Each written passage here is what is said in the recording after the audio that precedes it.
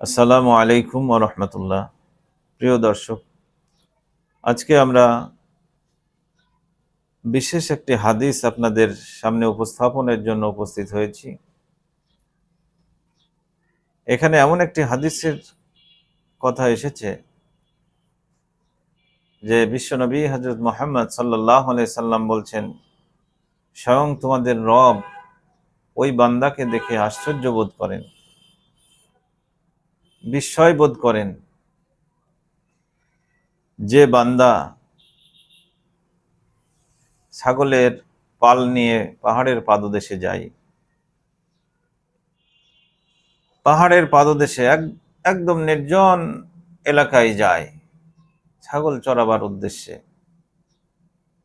সেখানে যে সালাতের সময় হয়েছে, এজন্য সালাতের জন্য আজান দিয়েছে, ইউআযযিনু বিসসালাহ ওয়া ইউসাল্লি, এবং কেউ না আসলেও, আজান শুনে কোনো ব্যক্তি উপস্থিত না হলেও সেই ব্যক্তি নিজেই সালাত আদা করেছে।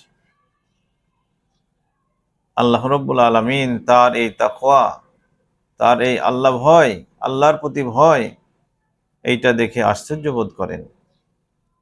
আর ফেরেশতাদেরকে লক্ষ্য করে বলেন, উনজুরু ইলা আবদি হাজা, তোমরা আমার এই বান্দাটার দিকে তাকিয়ে দেখো, একদম নির্জনে নিরালায় আমাকে স্মরণ করে আজান দিয়েছে আর একা একাই সালাত প্রতিষ্ঠা করেছে।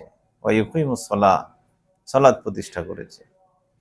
ইয়াখাফু মিন্নি, সে এই কাজটি করেছে শুধু আমাকে ভয় করে। সুতরাং ফেরেশতারা জেনে রাখো, ফাকাদ গফারতু লি আবদি, আমি আমার এই বান্দার সমস্ত গুনাহ খাতা মাফ করে দিলাম। আদখালতুহুল জান্নাহ, এবং জান্নাতে প্রবেশ করিয়ে দিলাম, মানে পরকালে সে জান্নাতে যাবে নিশ্চিত ইনশাআল্লাহ। সম্মানিত উপস্থিতি, আজকের হাদিসটি আবু দাউদ থেকে বর্ণিত হয়েছে। আমরা এখানে যে বিষয়টি পেলাম যে আল্লাহর ভয় যদি অন্তর থেকে আমরা করতে পারি, আল্লাহ রাব্বুল আলামিন আমাদেরকে এভাবে প্রতিদান দান করবেন ইনশাআল্লাহ।